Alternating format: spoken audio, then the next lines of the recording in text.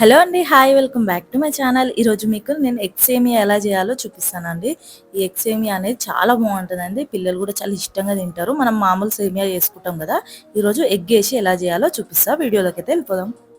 ముందుగా ఇక్కడ మనకు సేమియాకి కావాల్సిన ఏమేమో చూద్దాం. ఇక్కడ బ్యాంబినో ఉంటుంది కదండి, అది ఒక కప్పు తీసుకున్నా. 3 ఎగ్స్, ఒక ఉల్లిపాయ సన్నగా కట్ చేసుకోవాలి. ఒక 2 క్యారెట్లు, కొద్దిగా పచ్చిమిర్చి, కొద్దిగా కొత్తిమీర, ఇవన్నీ కట్ చేసి పక్కకు పెట్టేసుకోవాలి. ఇలా ఇవైతే ఉండాలండి. నెక్స్ట్ ఒక కడాయి పెట్టుకొని అందులోకి 1 కప్ సేమియా అయితే వేసుకోవాలి. ఇలా సేమియా వేసుకొని కొద్దిసేపు ఫ్రై చేసుకోవాలండి. ఇలా మంచిగా ఫ్రై చేసుకోవడం వల్ల సేమియా అనేది టేస్ట్ చాలా బాగుంటుంది. ఇలా కొద్దిగా కలర్ మారేంత వరకు ఫ్రై చేసుకున్నాక నెక్స్ట్ అదే కడాయిలోకి 1 కప్పు సేమియాకి 3 కప్పుల దాకా వాటర్ అయితే వేసుకోవాలి. ఇలా 3 కప్పులు వాటర్ వేసేసుకున్నాక అందులో కొద్దిగా సాల్ట్ వేసేసుకొని అందులోకి మనం ఫ్రై చేసుకున్న సేమియా అయితే వేసేసుకోవాలి.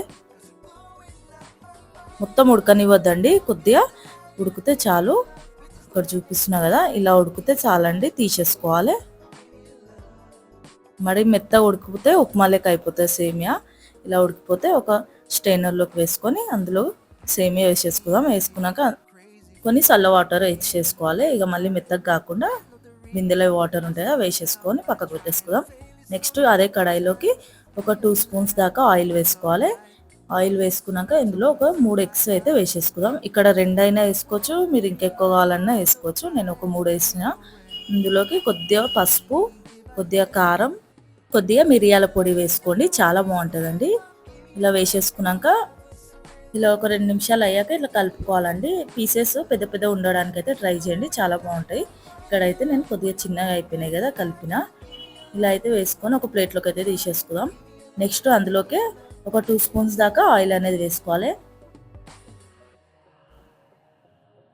ఇలా ఆయిల్ వేసుకున్నాక ఒక 1/2 టేబుల్ స్పూన్ అల్లం పేస్ట్, కొద్దిగా ఆయిల్లో ఫ్రై చేసుకున్నాక ఉల్లిపాయ, పచ్చిమిర్చి, క్యారెట్ ఇవన్నీ వేసేసుకుందాం.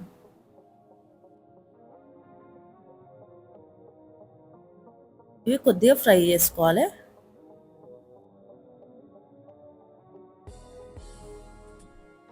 ఇలా కొద్దిగా ఫ్రై అయ్యాక ఇందులోకి ఒక 1/2 టేబుల్ స్పూన్ దాకా కారం, కొద్దిగా మిరియాల పొడి, కొద్దిగా ఉప్పు, ఇప్పుడు మనం పక్కకు పెట్టుకున్న సేమియా ఉంది కదా, సేమియా వేసేసుకోవాలి.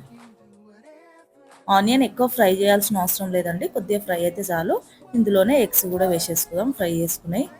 ఇలా వేసుకొని లో ఫ్లేమ్లో మంచిగా కలుపుకోవాలి.